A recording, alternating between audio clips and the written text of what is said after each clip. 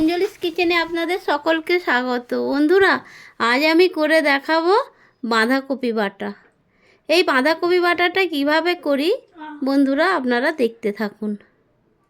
প্রথমে উনানে কড়াইটা বসিয়ে দিয়েছি আর তার মধ্যে পরিমাণ মতো সরিষার তেল দিলাম। সরিষার তেলটা একটু গরম হতে তাতে দুটো লঙ্কা ফাটিয়ে দিলাম আর দিলাম গোটা জিরে। জিরে লঙ্কা দিয়ে একটু ভাজা ভাজা হয়ে গেল বন্ধুরা, এর মধ্যে দিয়ে দিলাম বাঁধাকপি কেটে কুচিয়ে ধুয়ে রেখেছিলাম। সেই ধোয়া বাঁধাকপি কুচানোটা তেলের মধ্যে দিয়ে দিলাম। দিয়ে এবার খুন্তি দিয়ে ভালো করে এপিট ওপিট করে একটু নাড়াচাড়া করে ভেজে নিচ্ছি বন্ধুরা। এই বাঁধাকপি বাটাটা অনেকে ভাপিয়েও করে, কিন্তু আমার ভাপানোটা ঠিক ভালো লাগে না। আমি যার জন্য একটু ভেজে নিই। আর কত সুন্দর গন্ধ বের হচ্ছে এই বাঁধাকপির ভাজাটা দিয়ে। এইভাবে আমি একটু ভেজে নেব বন্ধুরা। এর মধ্যে আমি এপিট ওপিট করে দিয়েছি, তারপর একটা ঢাকনা দিয়ে দিলাম বাঁধাকপিটার উপর। কিছুক্ষণ পরে ঢাকনাটা তুলেও নিলাম।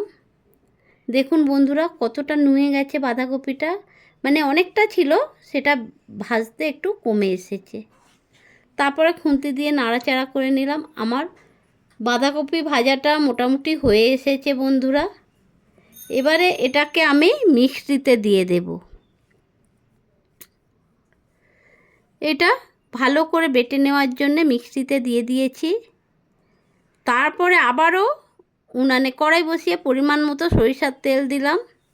তেলটা একটু গরম হতে দুটো শুকনো লঙ্কা ফাটিয়ে দিলাম আর দিলাম এর মধ্যে একটু গোটা জিরা।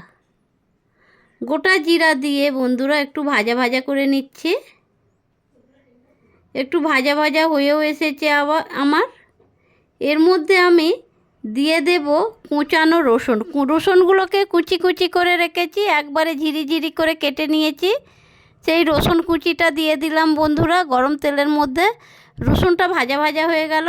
তারপরে কুচানো পেঁয়াজ ছেড়ে দিলাম ওই কুচানো রসুন ভাজার মধ্যে। এইবারে পেঁয়াজটাকেও আমি ভাজা ভাজা করে নেব বন্ধুরা। খুন্তি দিয়ে ভালো করে এরকম নাড়াচাড়া করে ভাজা ভাজা করে নিচ্ছি। তারপরে বন্ধুরা এই যে বাঁধাকপিটা ভেজে নিয়েছিলাম ওটা মিক্সিতে দেব বললাম, মিক্সিতে দিয়ে আমার বাটাও হয়ে গেছে। রসুন পেঁয়াজ ভাজার মধ্যে বাঁধাকপি বাটাটা আমি দিয়ে দিচ্ছি বন্ধুরা। তারপরে খুন্তি দিয়ে ভালো করে নাড়াচাড়া করে রসুন পেঁয়াজের সাথে আমি ভালো করে ভেজে নিলাম। যখন খানিকটা ভাজা হয়ে গেছে তার মধ্যে একটু সরিষার তেল, কাঁচা সরিষার তেল দিয়ে দিলাম। এতে গন্ধটা খুব সুন্দর হয় বন্ধুরা।